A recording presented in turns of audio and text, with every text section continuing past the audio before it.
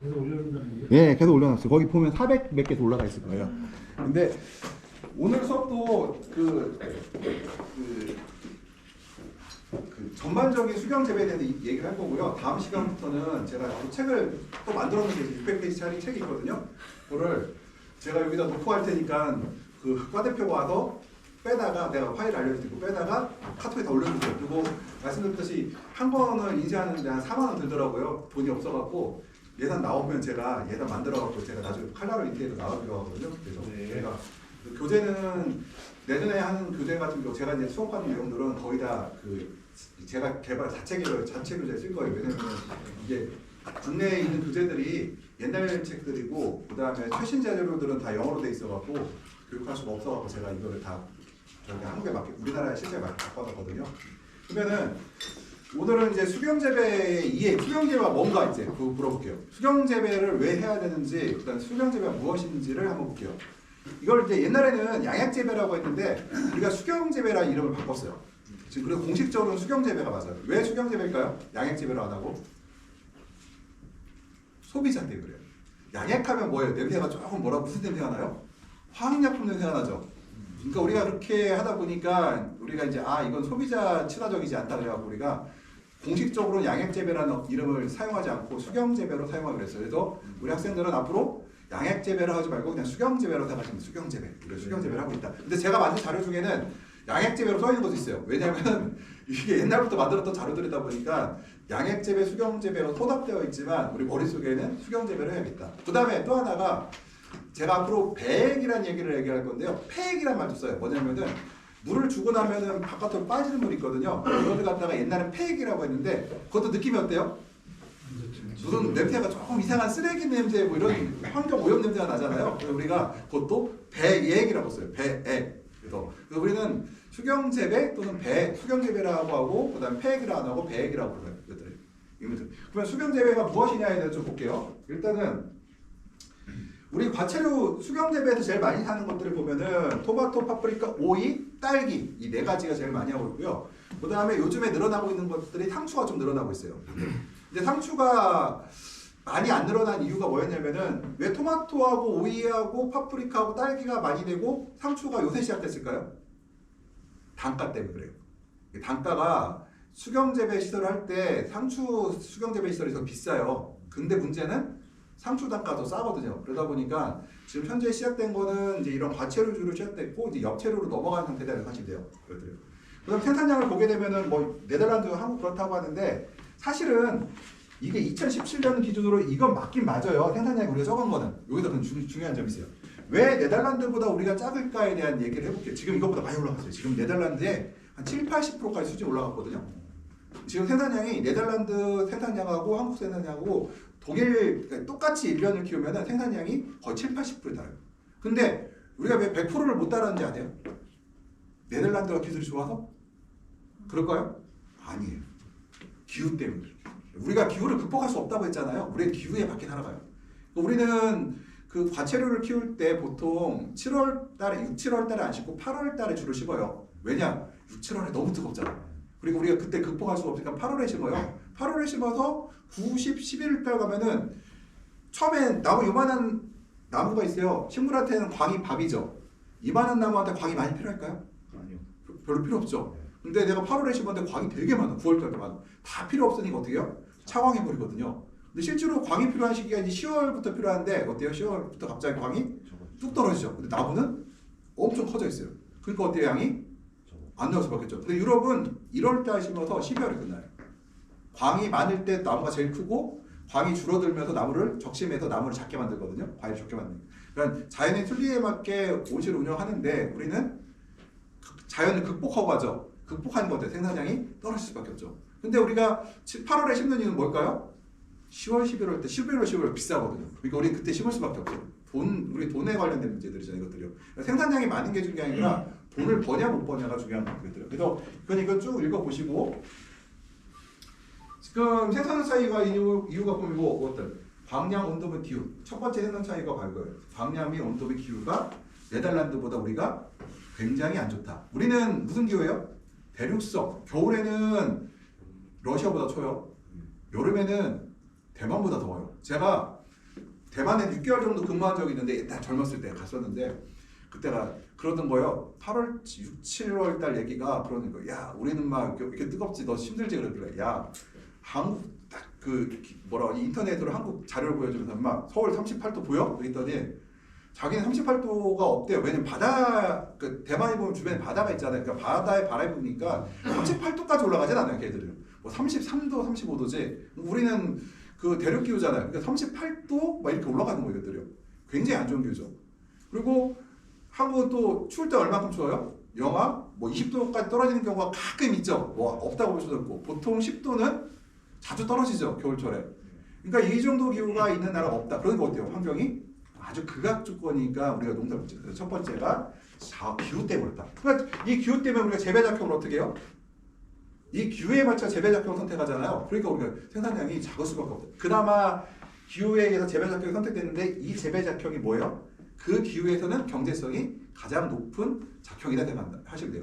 그래서 제가 이제 이런 가끔 이제 저 충남 지역, 여기 충남 분들 대부분이니까 충남 경기도도 마찬가지예요. 생각해보세요. 가끔 가다가 우리가 꿈이 하나가 있어요. 저희 목표가 진짜 돈을 많이 벌고 싶으면은 토마토와 오이를 1월달에 심어서 작기를 12월까지 끌고 가는 거. 중간 오이를 교체하겠지만 그러면은 돈을 떼돈을 벌 수 있다고요. 근데 시도를 해봤을까 안 해봤을까 사람들이 해봤죠. 근데 안 하죠 아무도.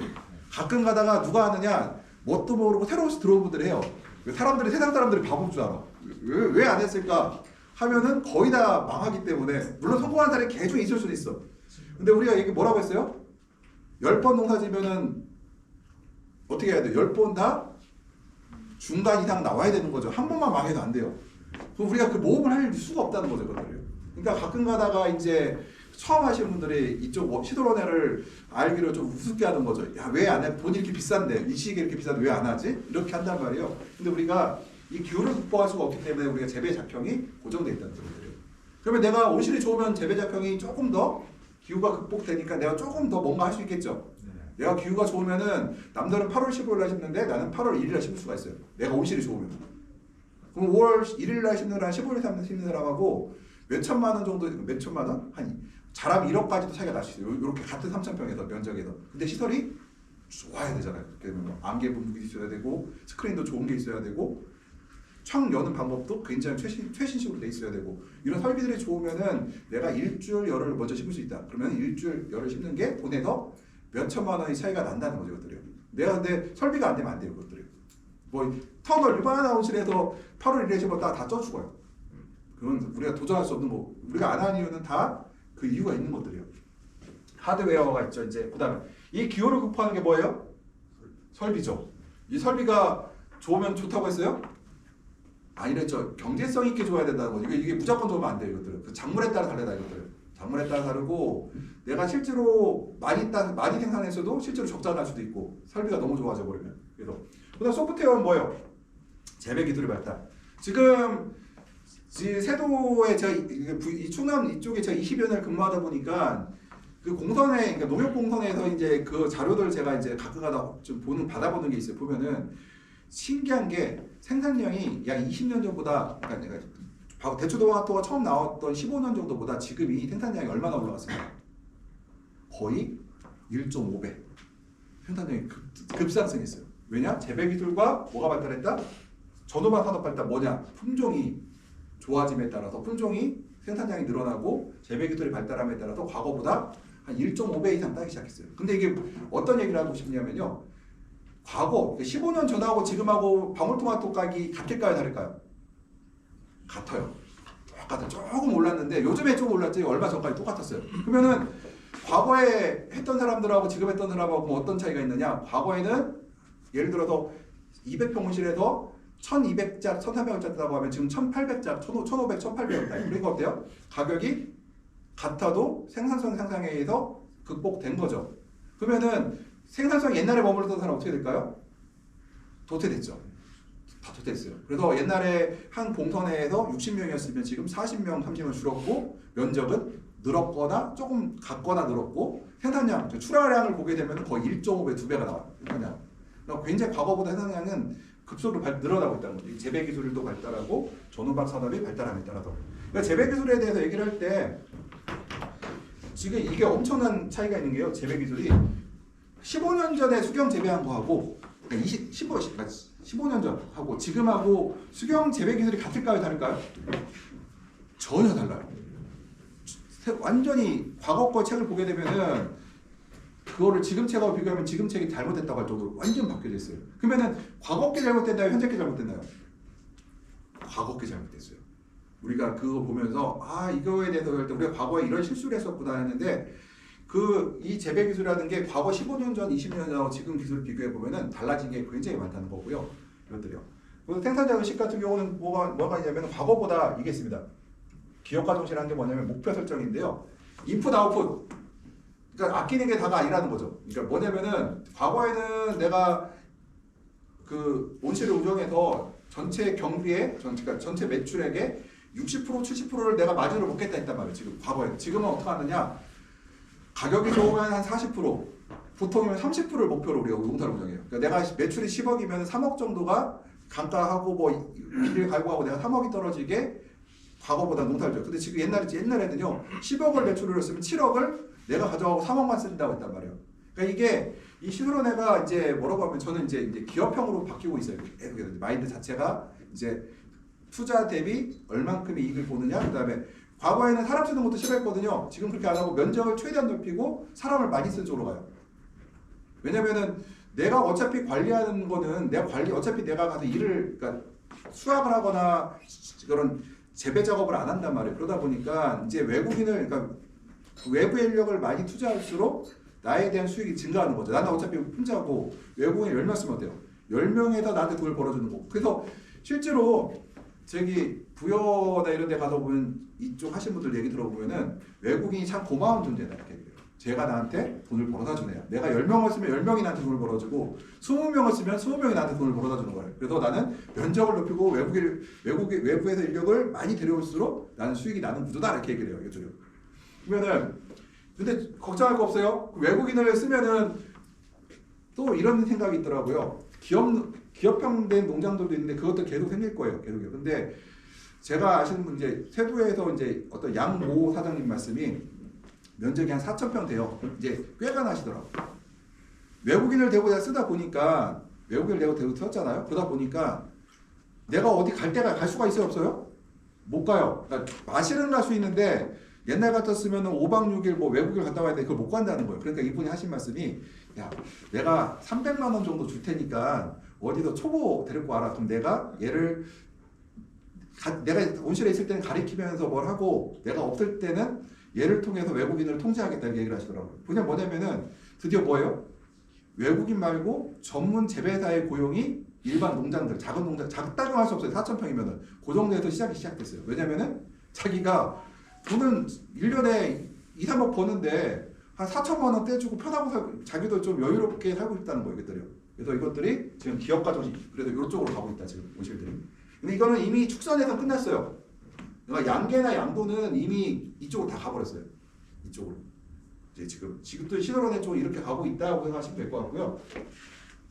그 수입원가 분석을 자세히 되돌아야 돼요. 그 다음에 우리가 전주, 진주, 원주, 화란 이제 볼게요. 네덜란드의 광량을 보시게 되면은 광이 거의 없죠. 광이 높다가 떨어지는데 요때 심어요, 얘네들이. 요때 심어서 여기서 토마토에 적심을 치고 오히려 술 멋친 다음에 그다음 어떻게 돼요? 광이 떨어지죠. 과일 개수가 없어지니까 어때요? 광이 없어되죠. 그래서 이 사람들은 광량에 따라서 과일을 조절하는데 우리나라 언제 심어요? 요때 심죠. 그거 어때요?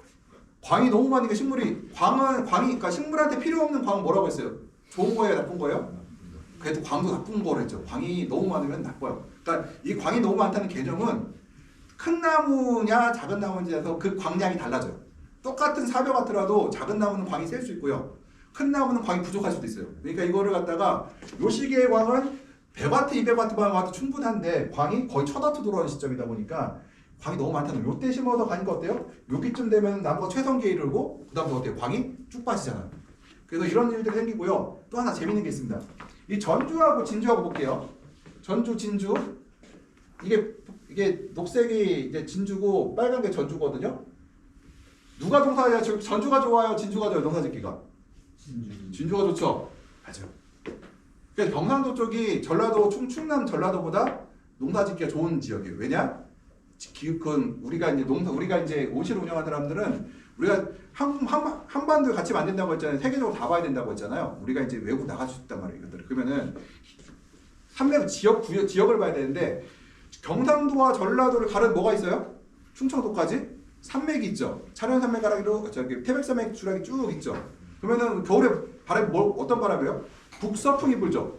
그럼 북서풍이 서해를 지나서 이렇게 들어와요. 그러니까 바다를 지나면 습한 공기가 되고 요게 경상도, 충청도, 전라도를 거쳐서 태백산맥을 건널 때 어떻게 될까요?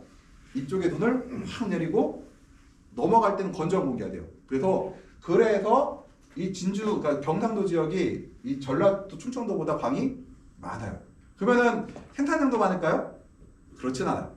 제가 이유는 모르겠는데 경상도하고 전라도하고 생산량 차이가 거의 없어요. 그 얘기는 꼭 뭐냐면은 경상도가 전라도보다 뭐가 떨어질까요?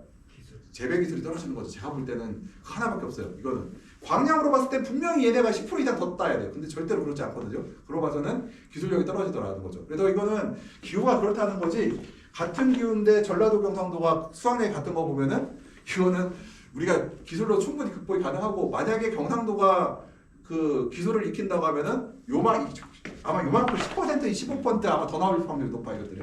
그래서 이게 이런 것만 아니라 우리가 중앙아시아나 뭐 동남아 갈 때도 그런 지형을 잘 봐요. 바람이 어느 쪽에서 부느냐를 보고 산맥이 어디냐에 따라서 거기가 광이 많은 지역인지 아니면 비가 많이 오는 지역인지, 비가 언제 많이 오는지가 결정난다는 거죠.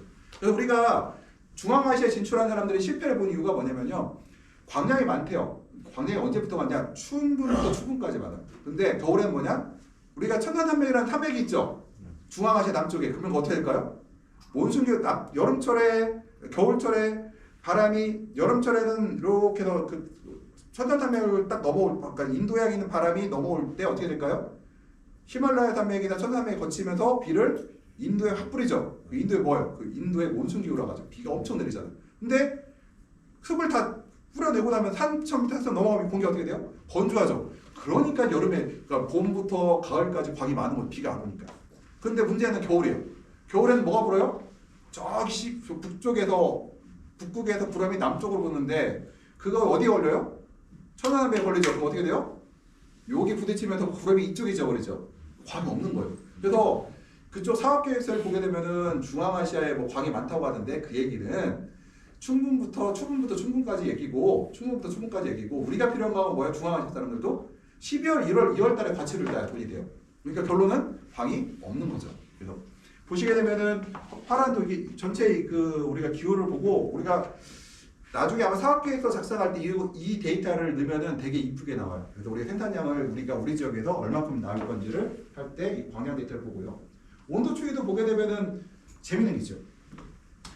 화란의 온도를 보세요. 아까 여름 광량 보면은 어때요? 여름 광량 어때요? 같죠? 근데 온도를 보세요. 화란의 온도가 어때요? 훨씬 낮죠. 그러니까 여름을 통과할 수 있는 겁니다. 그러니까 여름 통과할 수 있죠. 그러니까 이것 때문에 네덜란드의 생산성이 높은 거예요. 그걸 보세요. 네덜란드를 뭐라고 하냐? 온화한 기후라고 그래요. 그러니까 온화한 기후로 인해서 온실 산업이 발달했다. 우리나라는 온화하지 않죠. 그래서 네덜란드 사람들이 뭐 200kg, 250kg 딴다고, 토마토를 평당 딴다고 하는데 그거는 네덜란드가 가능한 얘기고, 그 사람들이 한국 와서 겨울을 하면은 아마 우리보다 못할 확률이 높아요. 우리는 어때요? 우리 지역에 맞게 우리가 여러 번 실패를 거듭하면서 우리 지역, 우리 나라, 우리 환경에 맞게 이미 학습이 돼 있는 상태거든요. 그러니까 우리는 아주 극단적인 조건에서는 생산성을 올릴 수 있는 조건들이 돼 있어요. 그래서 한국 사람이 어떻게 보면 좋은 점이 세계로 진출할 수 있는 게, 동남아 보면 우리 여름이고요. 왜? 중앙아시아가 뭐예요? 우리 겨울이잖아요. 그래서 우리는 충분히 세계로 나갈 수 있는, 그러니까 이런 기후 조건은 돼요. 그러니까 우리가 이미 그런 것들을 이미 겪어봤기 때문에 이것들을. 그러면은 네덜란드 기후가 굉장히 원활한 걸 볼 수가 있고요. 그다음에 이제 이 레지스타라는 이제 대표적인 온실을 보는데, 레지스타가 뭐냐? 상장된 회사예요. 그러니까 우리로 치면은, 그러니까 농업적으로 상장이 돼 있는데, 레지스타라는 메이커가 있는, 그러니까 토마토에 대해서는 거의 뭐 유럽에서, 영국에도 농장이 있고 폴란드에도 있고 또 뭐라고 하죠? 여기 네덜란드에도 있는 온실인데요. 여기 보시죠. 이 물탱크가 몇 톤짜리일까요? 2,000톤. 여기 터지면 뭐 그냥 차 다 떠내려 가겠죠. 뭐. 그러니까 20헥타짜리 이것들이요. 20헥타짜리 오실. 20헥타짜리 오실. 예, 이렇게 돼 있고. 이제 우리도 이런 데는 그러면은 뭐 다 있겠죠. 전무도 있고 상무도 있고 뭐 이제 근데 특징이 하나가 뭐냐면은 우리나라에서는 대기업들이 들어와서 농사를 지으려고 하다가 좀 많은 실패를 봤는데 이 회사들의 특징은 가족 기업이에요. 그러니까 원래는 태생이 가족 기업으로 시작됐다가 이제 커져서 성장한 회사들이에요. 그러니까 처음에는 큰아버지가 사장, 우리 아버지가 부사장, 내가 이제 생산 부장, 뭐 내 동생이 이렇게 이런 식으로 갔다가 규모가 커짐에 따라서 이제 상장된 이제 기업화된 회사들이거든요. 근데 우리나라도 이제 시작됐어요. 그게 이제 그 가정농들이 이제 뭉치면서 점점 커지고 있고요. 그 사람들이 이제 기업으로 발전되는 단계로 들어가고 있어요. 지금요. 아마 조만간에 이제 10년 내에 이런 기업들이 출현하지 않을까. 대표적인 게 이제 우듬지가 나타나긴 했는데 우듬지가 아직까지는 이 정도 회사는 아니거든요. 여기는 생산만 갖고, 그러니까 생산 유통만 하는 회사인데요. 굉장히 크고 조건을 보게 되면 이런 설비가 있고요. 그다음에 이거 볼게요. 상추도 이제 앞으로는 이렇게 될 확률이 높은데 공간이 보이나요? 빈 칸이 보이나요? 사람 들어갈 때 공간이? 보통 엽채를 키울 때 이렇게 키워요. 그러니까 사람이 그러니까 이 보면 빈 공간이 없을 정도로 엽채를 키워야 수익이 나거든요. 엽채류들은. 근데 이거 봤는데 여기 보이잖아요? 여기 상추 심었는데 이 통로가 보인다. 수익이 날 수가 없어요. 이 통로까지 전부 다 없어져요.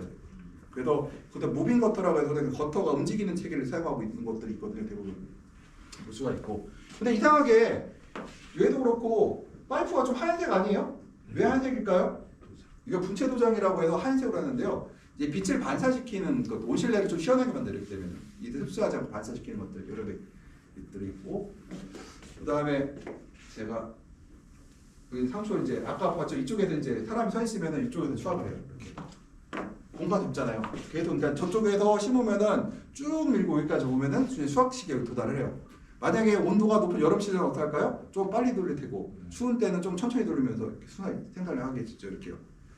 이것들도 지금 이제 서서히 경기도 일부 지역에서 조금 시행되고 있는데 아직까지 이 무빙 버터 시스템으로는 수익이 나기 어렵다고 하더라고요. 아직은 이게 지금 상추값이 우리나라는 좀 싼 편이거든요. 엽채 가격이.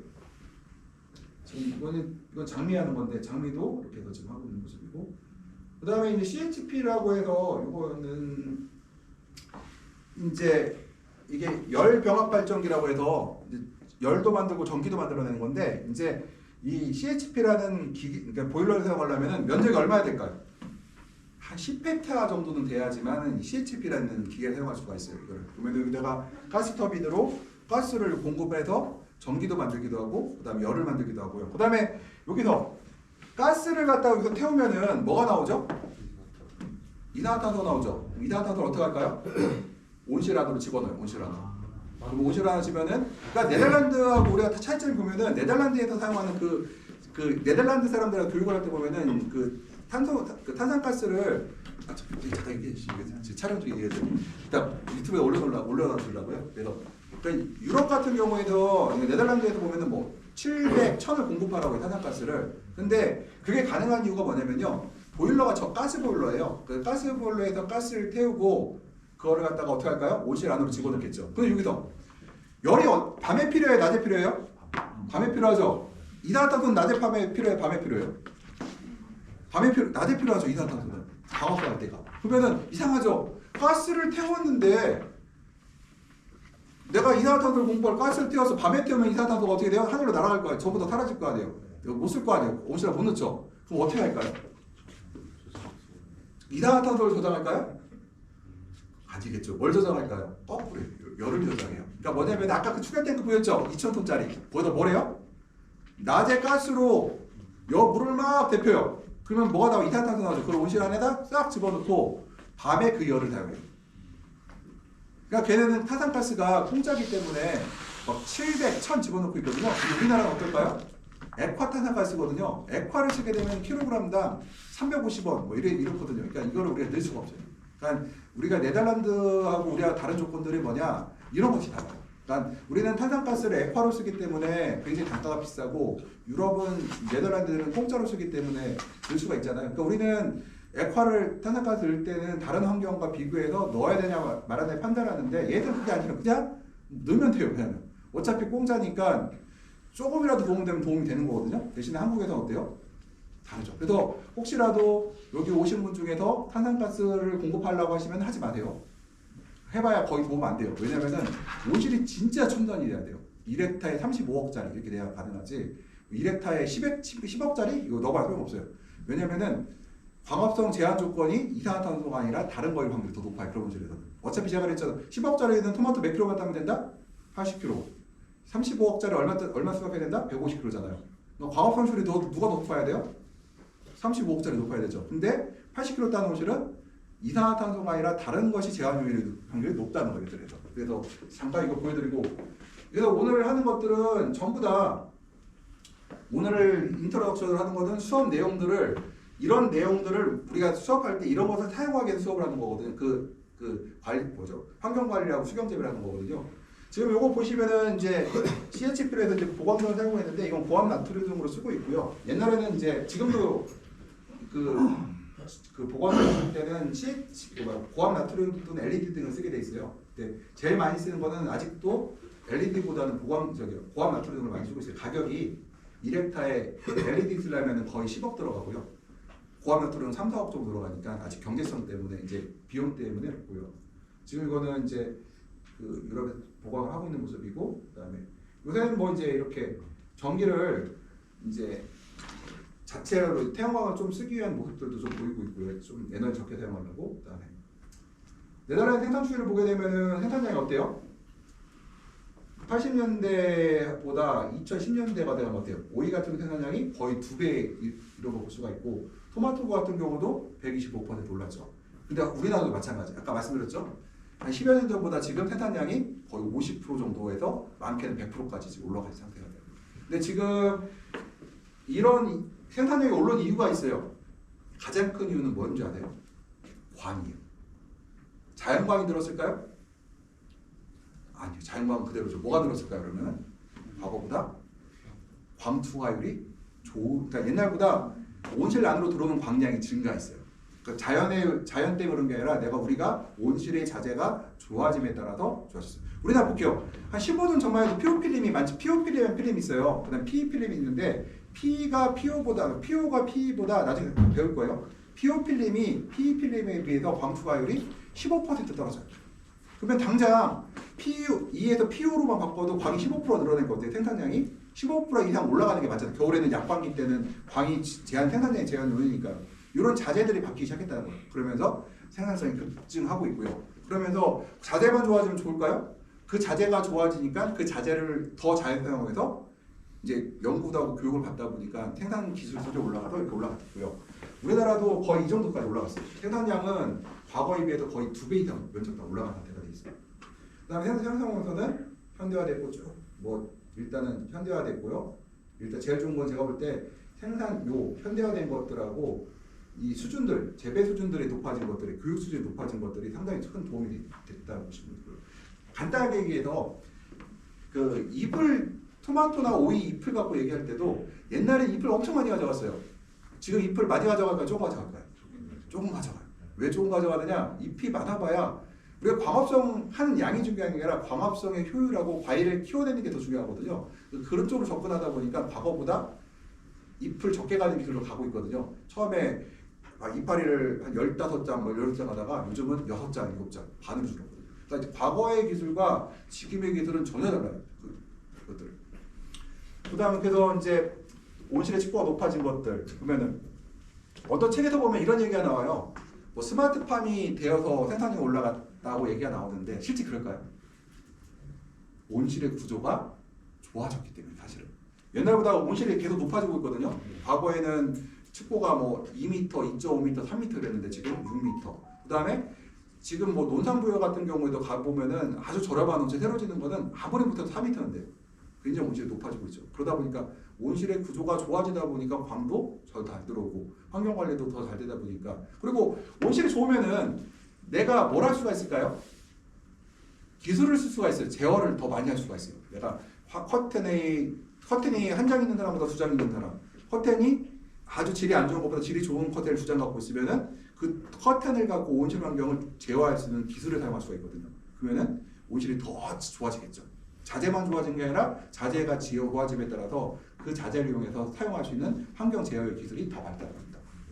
그래서 이렇게 되면 일단은 온실이 좋아졌기 때문에 축구가 높아졌다는 것들도 장점이 있고요.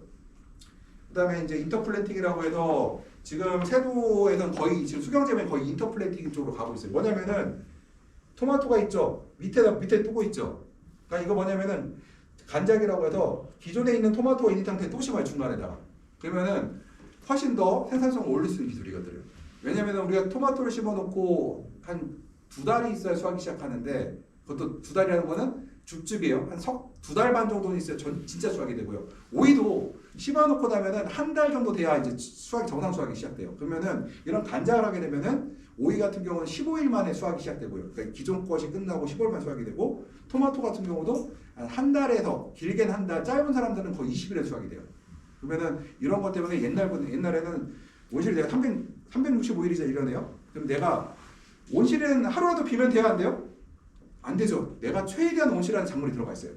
첫 번째. 그럼 두 번째가 있어요. 작물이 들어있는 게 중요한 게 아니에요. 재배 기간이 최대한 늘어야 돼요. 내가 재배만 길게 하고 생산 기간이 짧다고 하면 어떻게 돼요? 수익이 안 나겠죠. 그러다 보니까 지금은 이런 인터플랜팅 간장을 통해 갖고 온실의 수확 기간을 늘리는 쪽으로 가고 있고요. 지금 우리나라에서는 조금 이제 그게 덜 되고 있는, 아직까지는 이런 온실들은 거의 이제 네덜란드 수준과 거의 맞먹어요, 온실들이. 근데 문제는 육묘장에 이제 문제가 좀 있어요. 뭐냐면은 유럽에서는 이렇게요. 내가 온실에서 작물을 수확을 길게 하려면은 어린 나무를 심는 게 수확이 기간이 길어요. 좀 큰 나무를 심는 게 수확이 기간이 길어질까요? 큰 나무죠. 그러면 큰 나무를 심으려면 묘가 어때야 돼요? 묘를 잘 키워야 되는데 그런 육묘장들이 없어요. 유럽에서는 묘 자체가 이게 허리 높이 이만큼 되는 토마토 이만한 걸 심거든요. 우리는 요만한 걸 심어요. 온실에서 한 21일에서 한 달 정도가 이 유럽이 수확이 더 빨라요. 왜냐하면 큰 나무를 심었기 때문에. 근데 이러려면 큰 나무를 심으려면 뭐가 돼야 돼요? 육묘 산업이 발달해야 되는데 우리나라에서 제일 취약한 지점이 바로 육묘 산업이에요. 그래서 혹시 학생들 중에서 관심 있는 사람들은 혹시 육묘장 쪽도 해보면 굉장히 좋아요. 육묘가 아직. 그러니까 우리나라에서 이런 얘기를 해요. 우리가 분명히 그런 온실 산업 이런 쪽 생산 쪽에서는 이미 네덜란드와 거의 맞먹은 수준이 있어요. 육묘 수준은 아직도 1990년에 멈춰 있다. 근데 우리가 그래도 괜찮은 게 뭐냐면은 아시아에서 시드로네가 가장 발달한 나라가 어딜까요? 일본? 한국이 제일 발달했어요. 우리 기술 제일 높고요. 한중일 중에서 제일 후진국이 누굴까요? 일본이 제일 후져요. 일본은 거의 뭐 1980년대에서 90년대 초반 기술에 멈춰있거든요. 보면은 한국하고 일본 어떨까요? 바오과 다 때려부시고 테러 짓고 막 이랬는데 일본 애들은 아직도 그 80년대 지금 갔다가 이러고 살고 있어요. 그리고 지금 보면은 우리는 이제 유럽 기술을 많이 받아들였고 가고 있고요. 이거 볼게요. 여기 확대돼 잘 안 보이는데 여기 보시면 뭐가 이렇게 잠깐만 좀 볼게요. 여기는 잘 보이죠. 예. 나무 여기 보이나요? 여기? 네. 이거 뭘까요? 줄기예요, 줄기. 여기 거의 1년 키우면 여기 이렇게 키우죠. 예. 요거를 제거하기 전에 미리 심어서 또 이만 끌어올리는 거예요. 그러니까 엄청나게 생산량을 올릴 수 있는 기술이죠. 그러니까 이렇게 되려면 온실이 좋아야 돼. 습도도 높고 좋아야 돼, 온실이. 그리고 재배한 사람의 기술도 굉장히 높아야 돼요, 수준이. 왜냐면은 이렇게 되면 여러 가지 불리한 점이 있어요. 병해충에 취약하겠죠. 내가 병해충 방제를 확실하게 할 수 있는 기본적인 조건들이 갖추어져야 돼, 이것들을 하려면. 그 다음에 연면적 관리도 과거보다 잎을 적게 가져가면 생산량이 올라갔다는 걸 보여주는 거고요. 그 다음에 제가 이제 지금은 뭐 안전에 대한 목표로 있는데 지금 우리가 토경 재배하고 수경 재배하고 얘기를 할 때 토경이 더 안전할까요? 수경이 안전할까요? 사람한테. 수경이 훨씬 안전해요. 그 이유가 대표적인 사례가 하나 있어요. 미군에서는요 토경 재배를 안 받아요, 물건을. 수경 재배만 받아요. 왜냐? 토양에는 미생물이 올라갈 수 있잖아. 그래서 미군들은 군인들한테 제일 중요한 게 급식이래요. 왜 급식이 중요하냐? 먹고 배탈 나면은 어떻게 해요? 전투력이 상실되잖아요. 그래서 이 군인들한테 먹일 때는 굉장히 안전한 걸 먹인다고 하더라고요. 그래서 모든 주한 미군이든 주한 일본군이든 주한 미군이든 주일 미군이든 간에 전부 다 수경 재배로 생산된 채소만 먹을 수 있대요, 얘들은. 그것이 바로 이런 식중독이라는 거에 대한 문제들 때문에 그렇고요. 그다음에 뭐 이제 주전구배 욕구라든가 이렇게 나오는데 이 주전구배 욕구에 대해서 얘기하면은 저는 어렸을 때 딸기를 4월 달에 먹었거든요. 4월 달, 5월 달에 먹었는데 지금은 1년에 거의 이제 12월부터 5월까지 먹잖아요. 토마토 같은 경우도 제가 어렸을 때는 한 6월 달 뒤에 먹기 시작했는데 지금은 1년 내내 먹죠. 그래서 그런 주전구배 욕구가 있는데 이게 하나가 문제점이 있죠. 토마토가 이런 과체류가요 반드시 먹어야 되는 건 아니죠. 그러니까 경기가 안 좋으면은 문제가 있어요. 경기가 안 좋을 때. 그래서 요즘에 저기 과체류 가격이 별로 안 좋아요. 지금 경기가 워낙 안 좋아서 뭐 이런 것들. 이거는 소비자 욕구, 그러니까 이건 살아가는 데 상관이 없고요. 내가 뭐라고 해야 되나? 식생활을 풍부하게 하는 데 도움이 되는 거지. 이게 사실은 뭐 사람이 사는데 꼭 안 먹어도 되거든요. 이것들은요. 그다음에 지금 국제여권 같은 경우도 국제여권 하나 말씀드리면은 과체류가 다행인 게 하나가 있어요. 뭐가 다행이느냐? 국제적으로 물류가 어렵다. 딸기는 어때요? 오늘 수확하면 내일 끝나죠. 내일까지 못 팔면은 이제 문제가 생기죠. 토마토도 오늘 수확했으면 3일 안에 다 나가야 돼요. 그러면은 내가 만약에 거의 오늘 수확했으면 내일 아침에 출하가 되는데 만약에 저기 호주에서 배 타고 호주에서 올라오면 어떻게 될까요? 3일 안에 도착하려면은 비행기 타고 와야 되겠죠. 배 타고 오면은 못 판다는 거죠. 그래서 이게 굉장히 국제적 물류가 어렵기 때문에 채소값이 이런 건 장점이 있고요. 그럼 중국 얘기를 하죠. 그리고 중국의 과체류 값이 한국보다 쌀까요, 비쌀까요? 결코 안 싸요. 여기서 말하는 건 노지 거는 싸요. 근데 시설 거는 안 싸요. 그 이유가 있어요. 한국에서 온실을 지을 때나 중국에서 온실을 지을 때나 가격이 같을까요, 다를까요? 같아요. 철값이나 유리값이나 다 똑같고요. 네덜란드산 장비값은 유로로 사기는 똑같아요. 인건비 얘기해 볼게요. 중국의 인건비가 얼마 정도 되냐 지금? 이건 동남아 30만 원 더 됐어 지금. 중국에 100만 원 정도 된대요. 100만 원인데 내가 근로자한테 주는 게 100만 원이고 사회보장세가 있대요. 그게 한 40% 된다네요. 인건비가 150만 원 정도 됐는데 요게 외국인 220만 원 주시죠. 예. 한국은 얼마 차이 나요? 60만 원, 70만 원밖에 차이 안 나죠. 그러니까 이게 과체류 가격이 온실에서 키우는 과체류 가격은 결코 싸지 않다. 중국도. 그러니까 중국에 넘어오려면 어떻게 물류비 부담해야 되죠. 그러다 보니까 안 싸요. 그러다 보니까 뭐 우리가 전혀 문제가 없고 오히려 중국에서 우리 막고 있어요. 파프리카 같은 거. 파프리카는 우리가 경쟁력이 있거든요. 그래서 중국에서 검역 조건을 붙여갖고 우리나라에서 파프리카 못 넘어가고 있다 지금. 그래서 저희는 꿈꾸는 게 하나가 있어요. 저 서해를 제가 이제 볼게요. 한반도가 이렇게 튀어나와 있죠.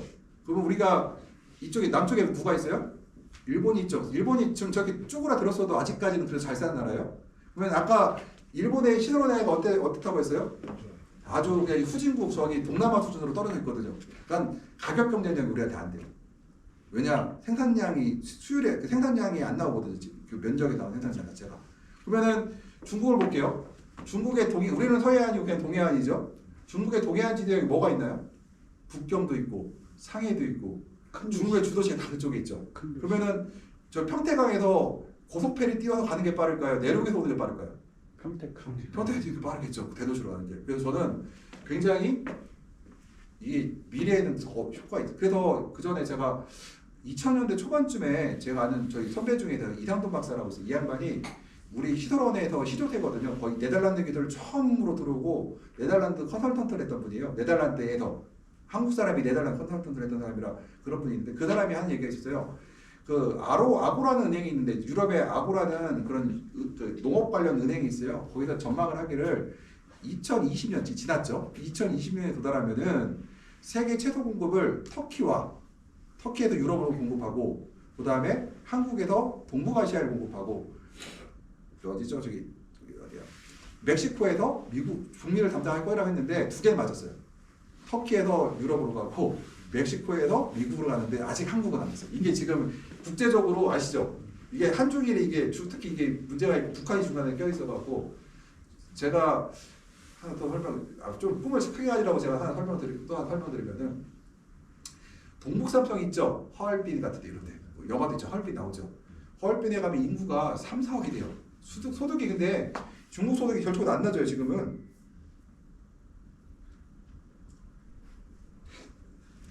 소득이 안 낮은데 거기가 인구 3, 4억이 되는데요. 볼게요. 걔들 하얼빈은 최소 재배가 안 돼요. 너무 추워. 영하 3, 4도 떨어지거든요. 그러면은 중국에서 기차 타고 오는 게 빠를까요? 만약에 남북철도가 연결됐으면은 여기서 생산해갖고 철도 타고 올라가는 게 빠를까요? 우리가 빠르죠. 우리가 그러니까 경쟁력이 누가 있겠어요? 저는 그때 옛날에 뭐 철도 연결된다고 하길래 야 그러면은 저기 우리 충남에 있는 돈 다 없애고 최소로 다 심어도 저기 공급해도 끝나겠다 이렇게 생각하고 있었거든요. 철도만 연결된다면 철도만 연결된다면 저는 그 꿈이 그런 게 있어요.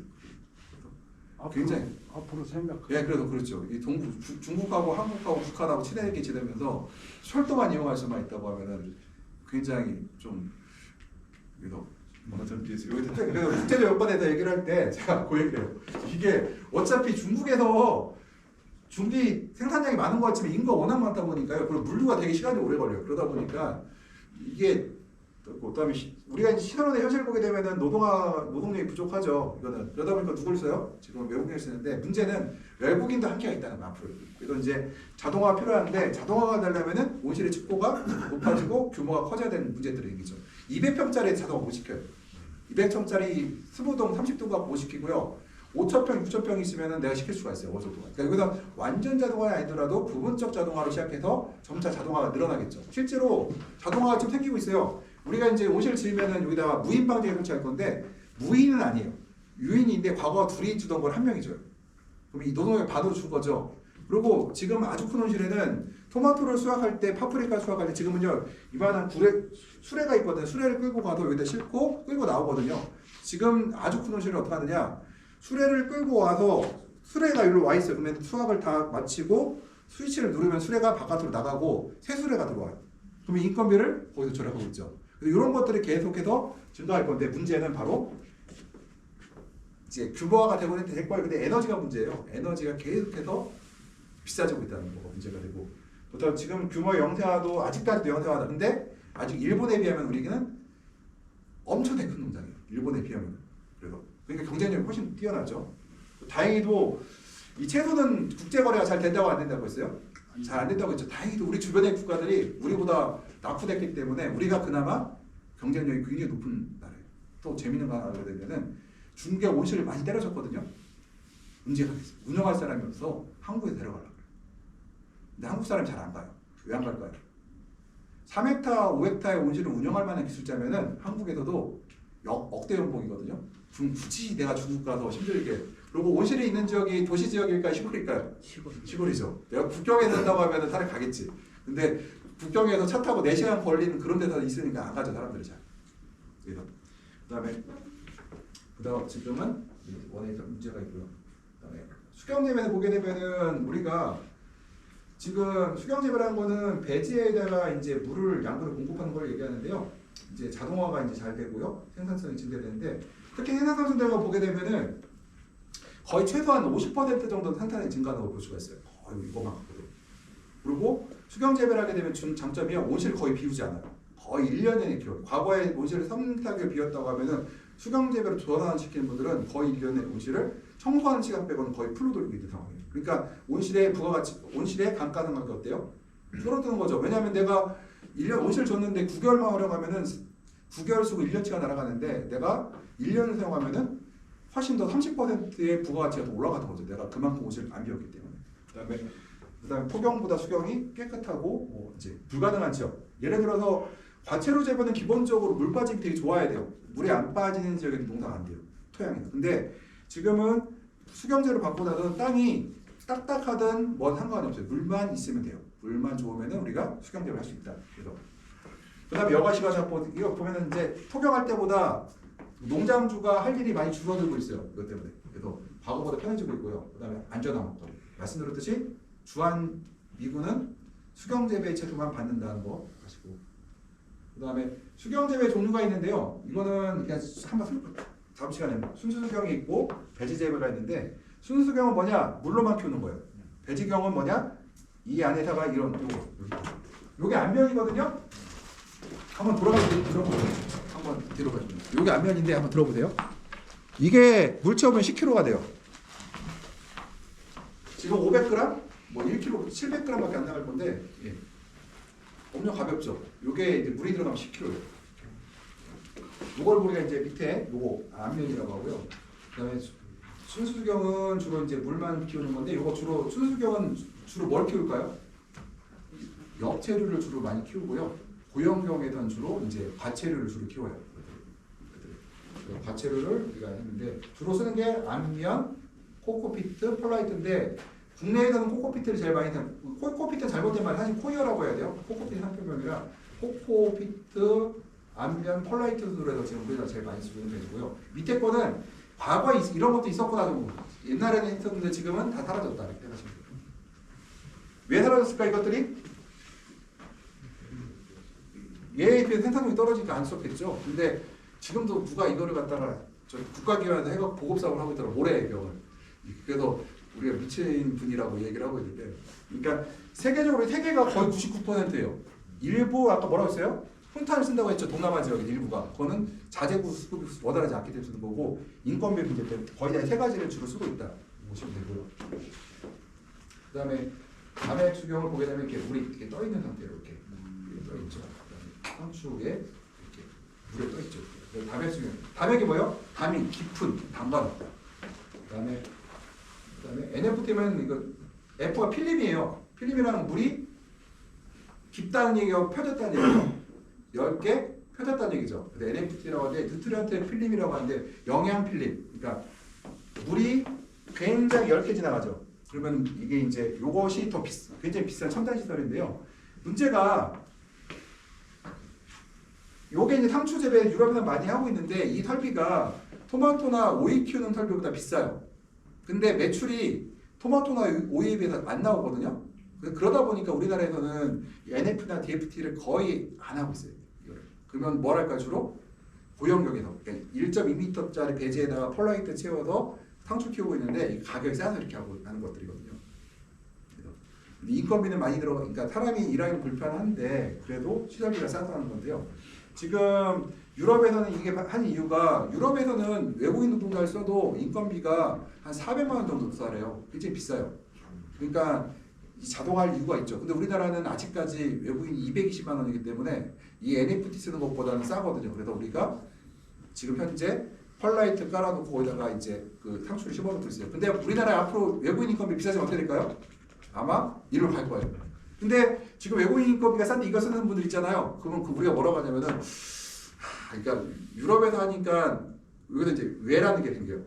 야, 왜 유럽에서는 NFT나 아까 우리 지금 그 담액 수경을 하는데 왜 한국에서는 펄라이트에서 그냥 일반 고형경처럼 키울까? 왜 그랬어요? 왜라는 것이 없이 이걸 투자하는 사람 어땠을까요? 지금 죽으려고 해요. 힘들어 죽으려고. 왜? 그러니까 기존 사람들 우습게 한 거죠. 왜 이걸 했을까에 대한 이게 없어요. 항상 우리가 뭔가 투자를 할 때는 어떤 첨단 기술이 있어. 근데 그거를 보면은 왜 한국에서 안 하고 있지? 물어봐야 돼. 거기 시작을 해야 돼요. 왜 안 할까 물어보면은 이제 저한테라도 물어봤으면은 야 그거는 외국인 인건비가 400만 원이고 한국 200만 원이야. 그러면은 차라리 사람을 2명 고용하는 게 훨씬 싸. 그냥 끝나잖아요. 그냥요. 근데 만약에 400만 원이라고 하면 상황이 달라지죠. 그때는 내가 인건비를 2명에 1명을 줄여야 될 상황이 달라지는 게 이게 일로 갈 수가 있겠지. 그래서 모든 것은 왜라는 게 있어야 된다. 그래서 내가 시설이 좋다고 좋은 게 아니에요. 반드시 말했지만 시설이 좋은데 왜 좋았을까? 왜 비싼 시설을 투자했을까에 대한 이유가 있어야 돼요. 그래서 이유가 없는 투자는 있을 수가 없어요. 그래서 그 다음에 이제 방막수경 이제 보여드린 거고 굉장히 비싸죠. 이것들. 배지경은 수경 배지는 좋은 점이 이제 연작 장애가 없고 병해충의 피해가 적고요. 그러니까 이런 얘기를 해요. 수경 재배에서 뭐 시드름병이 나온다, 뭐 뿌리에 병이 온다 그래요. 근데 아무리 병이 발생하는 수경 재배 포장이라 하더라도 토경보다 병력이 적어요. 그거 말고 보시면 돼요. 토경보다는 수경 재배가 그래도 적다 병력이. 왜냐면은 이런 인공적인 환경에서 미생물들이 살기 힘들거든요. 그래서 이런 병해충을 회피하는 데 기능이 높고요. 자동화도 어느 정도 가능하고 그다음에 근데 문제는 한 번 설치하면 어떻게 돼요? 전환이 어렵죠. 내가 예를 들어서 토마토를 키우려고 온실을 꾸며놨어요. 수경재배 설치를 했어요. 이걸 토마토 온실을 갖다가 딸기 온실로 바꿀 수가 있을까요? 그러면 탑천평 하는데 몇 억 또 투자해야 돼요. 그러니까 굉장히 한 번, 근데 토경은 아니죠. 내가 토마토 심었다가 뽑아내고 딸기 심으면 돼요. 근데 이건 한 번 투자하면은 이건 그냥 간다는 얘기예요. 몇 억이 그냥 날아가요.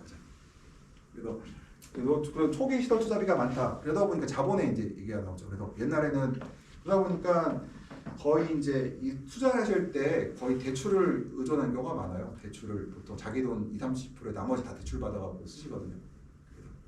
네. 그러니까 대출이 많다는 얘기는 기업화 됐다는 얘기죠. 기업화가 되고 있어요. 왜 우리나라 기업들이 자기 돈으로만 운영을 하지 않죠. 뭐예요? 외부에 투자금하고 융자 받아갖고 섞어서 하죠. 이것들요. 여기도 마찬가지로 합니다. 그다음에 재배 전문 지식이 필요하다.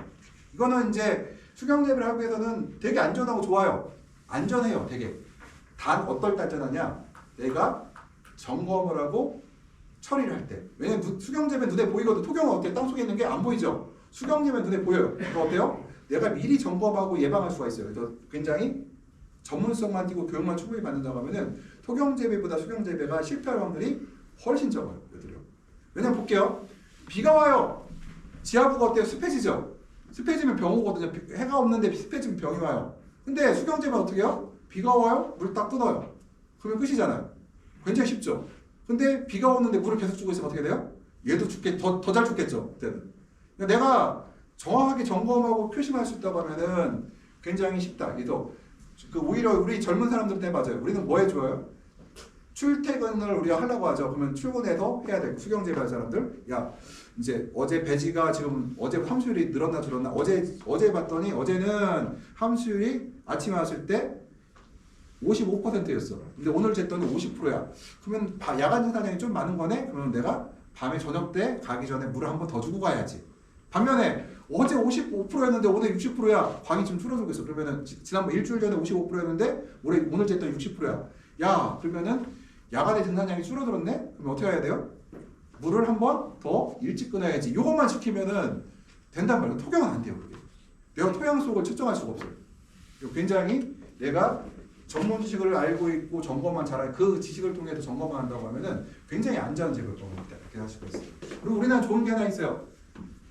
전기 얘기하는 분이 있는데 전기 나가면은 뭐 하루 종일 나가나요? 한전 신고하면 한두 시간이면 다 붙여요. 그러니까 우리나라 그러니까 말이 동남아 이런 나라에서는 전전됐을 때 큰 문제가 될 수 있는데 우리나라는 그럴 일이 없어요. 거의 한두 시간에 다 붙이기 때문에 그 안에 다 해결이 돼요. 그 다음에 볼륨을 볼게요. 토양은 그러니까 300 안면 15리터거든. 300리터라는 얘기 뭐냐? 우리가 그 배지의 볼륨이 크다는 얘기는 좋은 걸까요, 나쁜 거예요? 좋은 걸까요, 나쁜 걸까요?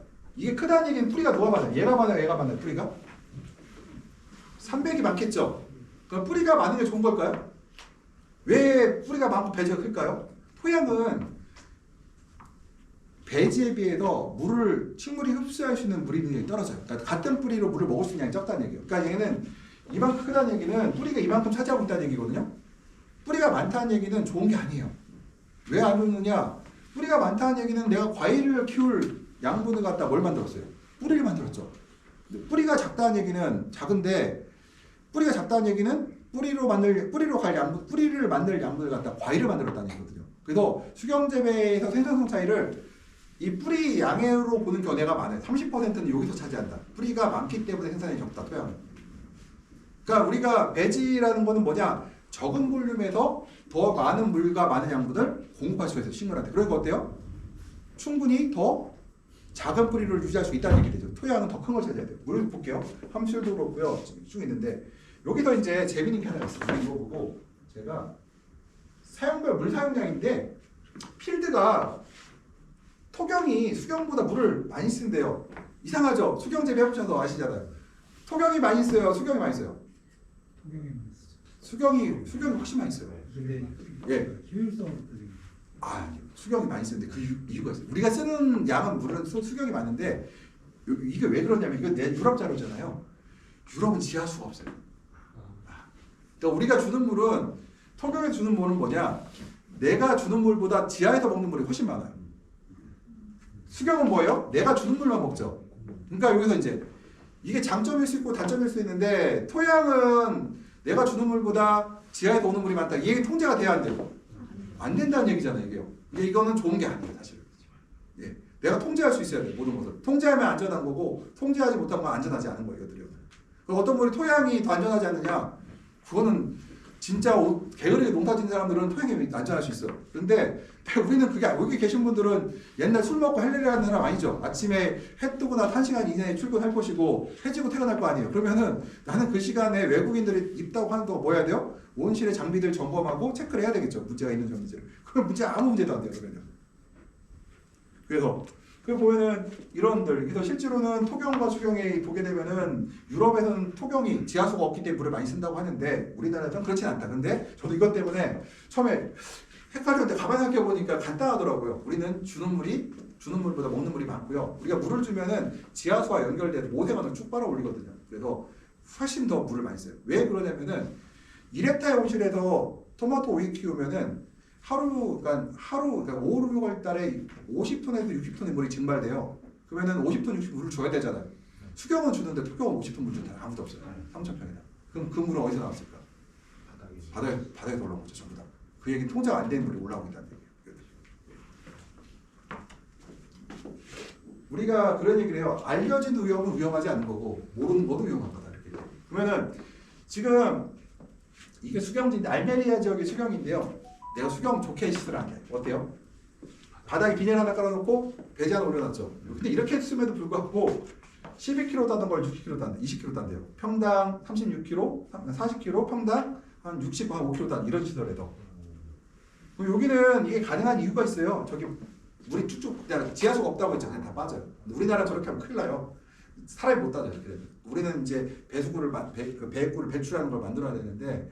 그러니까 이렇게 해서 지금 스페인 알메리아 지역의 이제 이런 생산량을 보게 되면은 토양에서 키우다가 수경으로 바꾼 것만큼도 한 50% 이상의 생산성이 올라가더라. 인건비는 어때요? 토경이나 수경이나 똑같죠. 시설도 똑같고. 그러면은 결과적으로 누가 이익이에요? 이게 훨씬 이익이죠. 지금 그러다 보니까 과거에는 수경 재배 보조 사업이 있어야 사람들 공사를 했거든요. 지금은 주산단지 가면은 그 필요 없어요. 그냥 예산이 대출 받으더라도 일단 다 집어넣어요. 왜냐면 보조사업 받아봐야 보조율이 50% 보조인데 예를 들어서 1,000평밖에 안 주거든요. 근데 온실 갖고 있는 사람들은 우선 3,000평 정도 갖고 있기 때문에 50% 받아봐야 별로 도움이 안 돼요. 그러니까 사람들이 그냥 자기 돈도 3,000평 해버리게 되거든요. 왜냐면은 공선에 딱 써 있는데 토경으로 나라가 작년까지 할 때는 이렇게 움직였는데 올해 보니까 수경 받고 나서 이렇게 올라가 있단 말이에요. 자기 여기인데 생산량 있거든. 생산량 표시해놓은 게 있거든요. 공선에 들어가 보면은 그 오른쪽에 출하량을 표시한 그게 있어요. 표시해놓은 게 있는데 그런 LED로 표시되어 있거든요. 그래서 열불 나죠. 옆집하고 나랑 똑같이 2,000평인데 작년까지는 나랑 똑같이 200장 땄는데 오늘은 저 사람 난 200장인데 쟤는 300장 따네? 어떻겠어요 그러면? 바로 하고 싶겠죠. 지금은 예. 교수님 그럼 저렇게 만약 하게 되면 양액은 기본적으로 해야겠죠? 네, 양액했죠. 양액 시설은 네. 무조건 기본돼야 되죠. 지금 세도에서도 이렇게 그러니까 이렇게는 아닌데 바닥에다가 네. 물 빠진 시설을 간단하게 하는 분이 있어요. 네. 그 굉장히 많은데요. 일단은 만약에 저런 시설에다가 그냥 점적으로 해서 기존에 한 가지 반영을 해도 상관없습니다. 예, 해서 상관없습니다. 대신 나중에 하실 때 저한테 꼭 연락하고 하십시오. 확인해야 될 것들이 있어서. 네. 알겠습니다. 그러니까 저렴한 비용으로도 할 수 있다는 거죠. 근데 이것들이 이제 그래서 너무 좋은 음식으로 갈 필요도 없고 기존 거 사용해도 되고 이렇게 이것만 보고 올라갔다는 거고요. 교수님 그러면 유튜브에서 보는데 예. 블루베리를 화분으로 해가지고 점적으로 이렇게 해버리면 불 안 들이고 하더라고요. 그거는 블루베리는 좀 상황이 달라요. 왜 블루베리는 그 피트모스에서만 자라요. 그러니까 이 화분은 뭐냐, 피트모스를 그냥 땅에다 묻으면요, 피트모스 다 사라지거든요. 피트모스를 가둬놓고서 나와요. 그 수경재배 개념이 아니라 뭐라고 해야 되나 그거. 그거는 이제 토양재배라고 하면 토양재배인데 뭐라고 해야 되나 하여튼 그건 토양재배로 보는 게 맞아요. 걔는 그거는 토양재배에 가까워요. 왜냐면 근권 환경을 조절하는 게 아니거든요. 그냥 물을 주고 마는 거지. 얘는 수경재배는 뭐냐면은 물을 주는 게 끝나는 게 아니라 함수율, 양액의 공급 그런 농도라는 거 조절하는 거거든요. 근데 걔는 그게 없어요. 그냥 줘버려요. 그거는 우리가 토양재배에 가깝다. 피트모스에서만 살기 때문에 피트모스가 외부로 나가면은 이게 손실되면은 다시 또 채워주고 문제가 생기기 때문에 이거 안 나가게 하는 목적이에요. 그래서 우리가 토양재배는 최 30% 이상 올라간다는 거 볼 수 있고 특히 상품가율이 증가해요. 상품가라는 게 어떤 게 상품가예요? 맛이 좋은 거? 아니에요. 규격 사이즈. 규격 사이즈의 색깔이 이쁜 게 상품가예요. 그러면은 이 수경재로 했을 때가 훨씬 더 이런 비율이 더 올라간다는 거죠. 이것들이. 그리고 농약 횟수 사용도 그러니까 병해충도 발생이 좀 적은 편이고요. 왜 적냐면은 수경재배는 기본적으로 바닥을 전부 다 수분이 안 올라가게 전부 다 방수포로 덮어버리거든요. 그래서 온실내 습도가 밤에 좀 낮아요. 소경보다는 훨씬 낮은 편이고. 그래서 저는 무조건 저기를 하라고 합니다. 저기 지금 보면은 제가 보여드리고 원수인데 여기다. 지금 여기는 네덜란드 같은 경우 여기 이제 빗물 받아 쓰거든요. 빗물을. 근데 우리나라는 빗물을 쓸 수가 없어요. 그러니까 지하수, 지표수, 빗물, 수돗물이 있는데 제일 좋은 물이 뭘까요 여기서? 빗물. 빗물이 제일 좋아요. 근데 빗물을 못 써요 우리가 8월에 정체한다 했죠. 7월에 비가 제일 많이 오는데 문제는 7월에 물이 거의 안 들어가요. 8월 달도. 심어놓고 요만한 나무가 물을 뭐가 얼마나 먹겠어요. 근데 물을 제일 많은 시기가 3, 4, 5월인데 비가 안 와요 그때.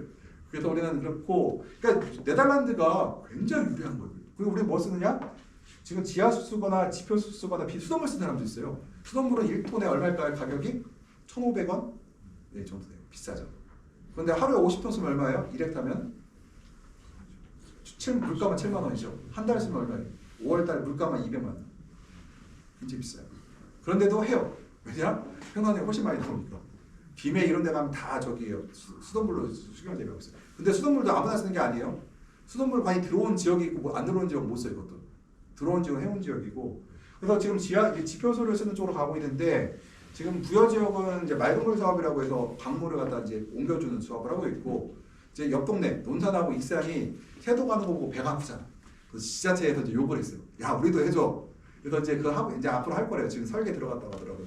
왜냐면은 이 보조 사업 같은 거 예를 양액 시설 주는 건 개인한테 주는 건데 이 지표들 강물을 갖다가 구역으로 나눠주는 거는 그 사회 인프라잖아. 이거는 그러니까 어느 개인이 아니라 그 지역 사람을 이롭게 하는 거잖아요. 그래서 그것들은 이제 많이 좀 하고 있대요. 그래서 저기 논산이나 부여 사람 그쪽 사람들 얘기 들어보면은 수경재배 시설보다는 차라리 인프라를 깔아달라고 얘기를 하는데 지금은 인프라를 깔아줘라 이렇게 얘기를 하고 있대요. 우리 청남 그쪽도 그거 네, 그거 하면 진짜 좋죠. 봐봐요. 하기로 했대. 예, 그게 톤에 100원이거든요. 아까 얼마나 했어요? 수돗물은? 1,500원이랬어요. 1,500원이죠. 그러니까 15분의 1이잖아요. 엄청 이하죠. 그래서 우리가 특히 이제 원소의 질에서 중요한 게 이 지표수가 문제가 뭐냐면 바로 제초제예요. 이 제초제가 들어있는 경우에서 잘못하면 특히 6월 달에 큰일 날 수 있어요. 이게 큰 강물로 들어간 건 상관이 좀 덜한데 하천으로 들어온 거 잘못하면은 제초제 들어오면은 토마토가 그냥 작살나요. 새로 뽑고 새로 심어야 돼. 싹. 이 지표수의 문제는 이 제초제 문제가 있고요. 그 다음에 보통 우리가 6에서 7리터 정도 필요하다고 하는데 제곱미터당 그러니까 만제곱미터가 1헥타잖아요. 그러니까 보통 우리가 한 100톤의 물을 확보하라고 해요. 최고. 그러니까 100톤은 맥시멈이고 제가 볼 때 한 60톤 정도만 확보해도 큰 문제는 없는 것 같고요. 예를 들어서 외국에서는 3일치 물을 확보하라고 하는데 우리는 그럴 필요는 없어요. 전기 나가면은 한두 시간 고쳐주기 때문에 뭐 그냥 하루치 정도만 확보해도 큰 문제는 없는 걸로 제가 하루면 다 고치지 않겠느냐 생각하거든요. 우리나라에는 거의 이제 사회적 인프라가 엄청 발달한 나라죠. 그러면은 이제 원수의 허용 기준을 보게 되면은 보시면은 0.75, 0.45 돼 있잖아요. 0.75가 너무 농사가 안 돼. 우리가 수경재 못 할까요? 해요. 대신에 이제 이때부터는 내가 자격 조성표를 전문가와 상의해서 그때 작성을 해야 돼요. 근데 0.5 이하이면은 대충 해도 돼요. 그때는 표준이라고 하죠. 표준에 있는 양액표를 만들 사용하면 그러니까 배양액표를 만들면은 사용할 수가 있고요. 0.78 이렇게 될 때는 이제 그때부터는 전문가와 상의해서 이제 제조를 해야 되거든요. 그러면은 저희들이 제가 제일 먼저 보는 게 뭐냐면은 제가 이 양액 조성표를 보면은 제일 먼저 보는 이 시를 봐요. 0.5 이하이다. 좋네. 이거는 다른 걸 거의 볼 필요가 없고 그다음 보는 게 뭐냐? 바로 중탄산. 중탄산을 보면은 내가 질산을 얼마큼 집어넣어야 될지를 대충 계산이 되고요. 그다음 보는 게 염소예요. 염소가 이제 많으면은 뭘가 문제냐면 재활용이 안 돼요.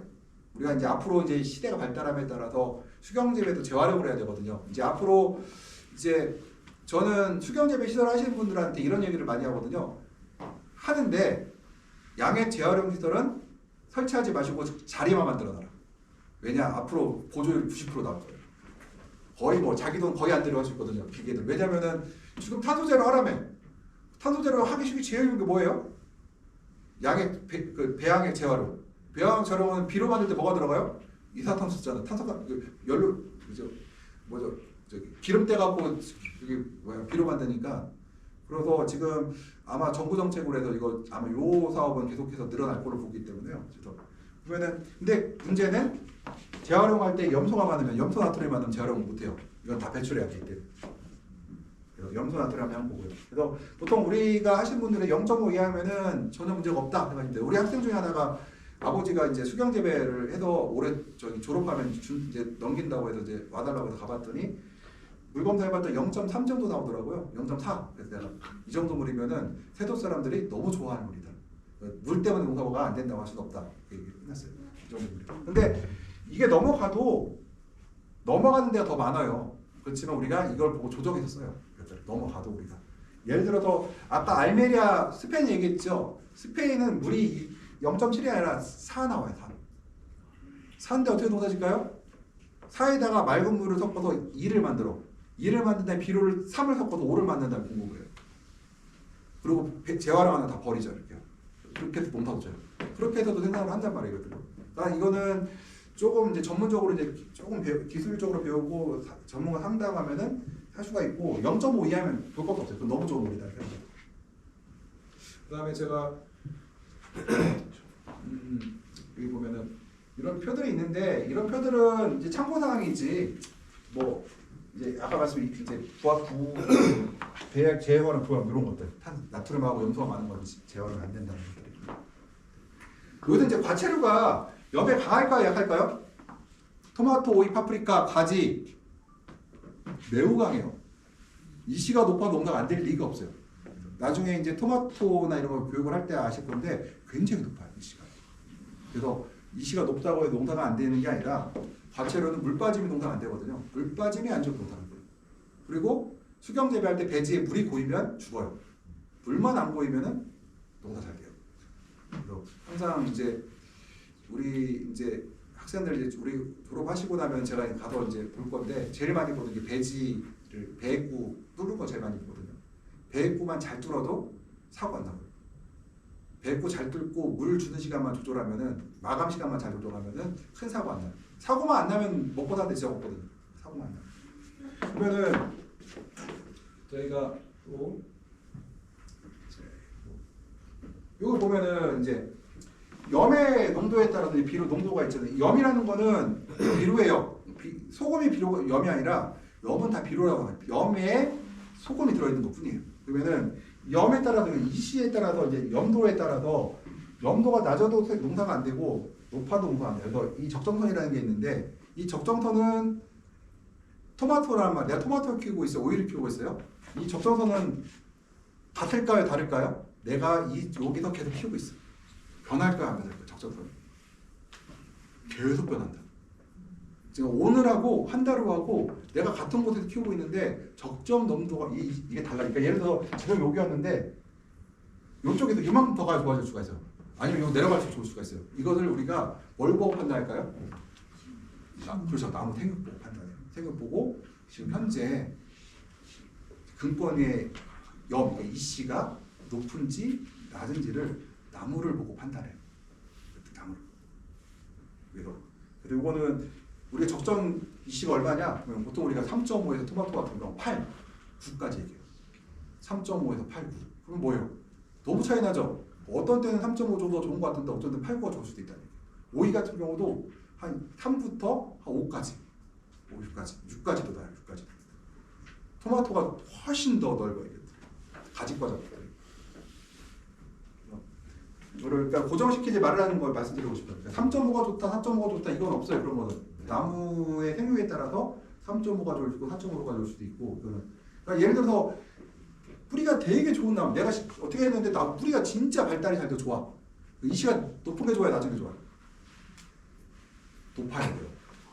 뿌리가 좋을수록. 왜 그럴까요? 뿌리가 좋으면 물을 많이 먹어야 적게 먹어요.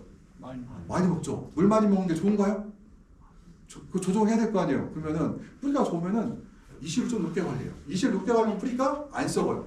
이시가 낮으면 이 뿌리가 썩거든요. 그러니까 내가 봤을 때 뿌리 발달 정도에 따라서 달라지기도 하고 나무의 생육의 그러니까 잎의 크기, 잎이 크면 잎이 커요. 그러면은 큰 게 좋아요. 잎알이 큰 게 안 좋거든요. 그러면 작게 만들고 싶어요. 그럼 어떻게 해요? 물을 적게 빨아먹으면 입이 작아질 거예요. 왜요? 증산량을 줄이려고. 나무들은요 물을 잘 먹으면 잎을 크게 만들려고 해요. 왜냐 증산량이 많아지니까. 많게 상관없으니까. 근데 나무가 봤는데 물이 잘 안 올라가고 잎을 어떻게 만들어요? 작게 만들겠죠. 근데 내가 봤는데 내 나무 잎이 작은 것 같아. 그럼 어떻게 해요? 이 씨를 조금 낮춰서 물을 더 잘 흡수하게 도와줘야 되겠죠. 그러니까 어떤 경우는 이렇게 하냐면은 우리가 이제 오해하는 것 중에 하나가 식물이 물을 잘 먹게 하는 게 좋은 거예요? 아니라는 거예요. 이것들은. 경우에 따라서는 물을 너무 잘 먹으면 못 먹게 하고 물을 안 먹으면 좀 잘 먹게 만들고 이게 우리가 조종하는데 바로 이 시각법 아니에요. 이 씨를 높이면 어때요? 물을 적게 먹게 되겠죠. 이 씨를 낮추면 더 먹게 되겠죠. 12월 달에 비가 눈 오고 있어요. 물 먹어야 돼요? 안 먹어야 돼요? 안 먹어야 돼요. 그럼 어떻게 이 씨를 90까지 막 올리죠. 반면에 햇빛 무지하게 세게 내려주고 있어요. 5월 달에. 그럼 어때요? 이 씨를 3.5가 떨어뜨리죠. 왜냐면 물을 잘 먹어야 되니까. 네. 근데 햇빛이 되게 센데 뿌리가 되게 좋아. 그러면 3.5가 아니라 한 4.5로 갈 수도 있어요. 왜냐면 너무 낮게 주면 물을 너무 많이 먹어서 또 문제가 될 수 있어요. 그러니까 이거를 갖다가 그러니까 블루오션이죠. 장비가 좋다고 좋은 게 아니에요. 사람이 판단할 수 있어야 되는데 이걸 모두 다 기계가 판단할 수가 없어요. 사람이 판단할 수가 없지 말이에요. 그래서 저기 이거는 제가 그냥 오늘 수업할 거를 대충 1년 수업할 거를 사실은 요걸 해야 되는데 요거는 나중에 계산 같은 경우는 나중에 1학기 때는 1학년 1학기 때는 몰이 뭐냐 요 정도만 하고요. 나중에 계산은 다음번에 할게요. 이거는 어렵더라고요. 1학기 때 이거 하기가. 우리가 몰이 뭐냐 이런 ppm이 뭐냐 이런 것 좀 아셔야 되고 단위도 그다음에 비료도 되게 많아요. 같은 질산칼슘인데 사수염 있고 십수염 있고 좀 더 다양하고. 근데 여기서 내가 질산칼슘을 주든 질산가리를 줬어요. 그러면은 공통이 질산이죠. 그러니까 질산가리로 준 질산과 질산으로 준 질산이 다를까요? 같을까요? 같아요. 똑같아요. 식물의 입장은 똑같아요. 질산가리로 질산을 주든 질산으로 주든 똑같아요. 단지 pH가 변화가 있을 뿐이죠. 그러니까 질산을 흡수하는 질산은 똑같은 질산이에요. 그러니까 그럼 칼슘을 줬어요. 내가 질산칼슘을 주고 그 다음에 어떤 사람은 뭐 이상한 뭐 아쿠아칼을 걸 줬어요. 칼슘이 물에 녹는 칼슘 똑같거든요. 그러니까 내가 아쿠아칼은 이상한 비료로 준, 그러니까 물비료로 간 비싼 비료로 준 거와 20kg에 25,000원짜리 질산칼슘과 1kg에 10만원짜리 질산 그 칼슘하고 같을까요? 다를까요? 똑같아요. 왜냐면 우리가 식물을 흡수할 때는 분자 구조로 흡수를 해요. 그러니까 분자로 이미 분해가 되면 다 똑같아요. 그럼 왜 가격이 비싸게? 마진을 많이 붙인 거죠. 마진을 붙인 거예요. 기다리고 볼 때는 농도가 그건 똑같아. 들어가면 그 물비료들이 비싸게 받죠. 마진이 좋으니까. 근데 흔히 말해서요. 그 수경재배용 비료 파는 거 있죠. 마진이 얼마 안 15%밖에 안 된대요. 15%. 그러니까 까딱하면 손해봐요. 왜냐면 예를 들어서 이제 물류나 뭐에도 뭐 잘못돼갖고 까딱하면 손해보는데 저기 물비료는 마진이 50%씩이거든요. 마진의 차이죠. 마진의 차이. 그래서 비료 장사들 보면은 그 수경재배 이런 비료는 마진이 크지 않다고 하더라고요. 근데 수경재배용도 고가가 있고, 그렇죠. 네, 저가가 있고, 근데 그 수도가 아니 야랗게 좋죠. 네, 그러니까 야라 비싸, 야라하고 순도가 높죠. 우리가 이제 야라하면 뭐냐면은 메이커인데 좋은 메이커예요. 그러니까 우리가 뭐예요? 신뢰할 수 있어요. 근데 어디서 뭐 밀이라는 거에 미라라는 회사가 있어요. 미라에서 회사를 갖고 왔는데 이거는 질이 좋을 수도 있고 나쁠 수도 있다. 왜냐면은 우리가 비료를 만들까 안 만들까 한국에서 안 만들어요. 절대로 안 만들어요. 왜 우리 비료 만들면은 비료 공장 쫓겨나요. 에너지 많이 쓰고 냄새 나고 별로 사람도 별로 고용하고 별로 안 좋다고 다 지금 비료 공장 문 닫았어요. 전부 다. 우리는 전부 다 중국에서 포장만 갖고 와요. 그러면은 그러니까 중국산이 좋을까요, 나쁠까요? 좋아요. 좋은 것부터 나쁜 것까지 다양해요. 그럼 내가 미라 사장이에요. 처음에 A급에서 빼왔어. 거의 야라랑 수준이 비슷해. 그러다가 얘 하니까 마진이 5%도 안 나와. 근데 밑에 보니까 C급이 있는데 요거 팔면 30%가 남는 것 같고 요걸 똑같은 포대에다가 질산칼슘 요거 팔다가 요거 C급을 갖다 집어넣어. 그러면 우리가 어떤 일이 생기냐. 녹였더니 바닥에 뭐가 가루가 이렇게 가라앉아 있어. 그러면은 저는 이렇게 얘기를 합니다. 그냥 어차피 야라가 쓰던가 국내 브랜드를 쓰려고 하면은 역사가 오래된 거. 한 10년, 20년 됐고 대리점도 많고 이런 회사가 있잖아요. 그건 문제가 없다. 왜냐면은 설마 올해 한 해 장난치고 그냥 문 닫을지 않을겠느냐 생각했는데 올해 회사를 만들었어. 근데 와서 물건 싸게 준대. 그럼 저는 일단은 저는 좀 신뢰를 못 하겠어요. 왜냐면 팔고 도망갈 수도 있거든요.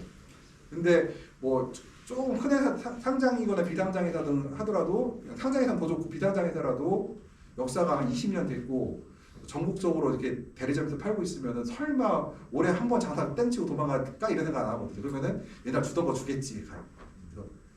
그렇게 생각하시면 돼요. 그래서 이게 어차피 중국산이 나쁜 게 없어요. 그러니까 좋은 거와 나쁜 거 섞여 있으니까 좀 오래된 회사 그리고 좀 규모가 있는 회사들은 설마 C급까지 안 들어올 거란 말이에요. 그래서 조금 그래서 그렇게 생각하시면 되고 진짜 내가 못 믿겠다면 야라 갔으면 돼요. 야라는 흔히 말해서 그냥 우리로 치면 나이키 생각하시면 돼요. 나이키 너무 비싸서. 네, 비싸죠. 대신 걔는 신뢰할 수 있어요. 걔가 야라 거다 그러면 설마 얘는 장난 절대로 안 치거든. 얘는 질은 좋아요. 그래서 저는 누가 좋고 싼 비료가 있냐 그러면은 좋고 싼 비료는 없는데 역사가 오래된 데 쓰면은 문제는 없을 것이다 정도. 근데 될 수 있으면은 오래 생긴 회사 거 쓰지 말고 안 썼으면 좋겠다 그래요. 믿을 수 몇 년 써봐야 알지 그거를. 예. 그래서 저희는 계산할 때 보면은 이온으로 계산해 이렇게 그다음에 이렇게 이온을 계산하고요. 이렇게 이런 칼슘 이런 걸로 흡수하는 거지. 어떤 비료가 됐든 간에 이제 물에 녹아서 흡수할 땐 저구도란 말이에요. 구조 이온화된 구조로 들어가요. 그러니까 이온이라는 거는 분자화돼서 이온화됐다는 얘기는 더 이상 분해가 안 돼요. 원자로 분해되지 않기 때문에. 그래서 뭐 흡수가 잘 된 비료다? 그럴 리가 있나? 순도가 높은 비료는 오케이 인정. 불순물이 적은 건 인정하겠는데 흡수가 잘 된 비료는 없어요. 일단 분해되고 나면 그 다음부터 흡수는 똑같아요. 어차피. 그래서 야랍게 비싸긴 하죠. 네. 그래서 지금 야랍거도 이제 그다음에 제가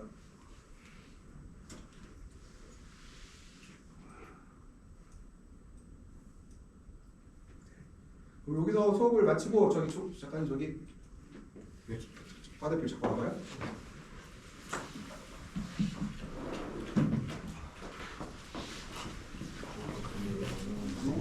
요게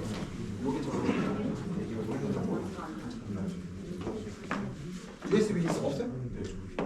아, 요거 잠깐만. 내가 하나 줄게. 이거 있는 거고.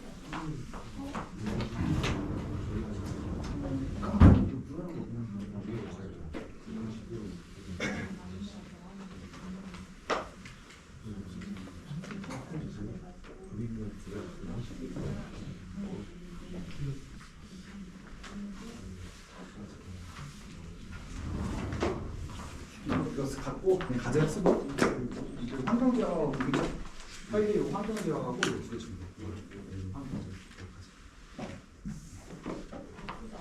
여기서 이제 마치고요. 다음 주부터는 이제 본격적으로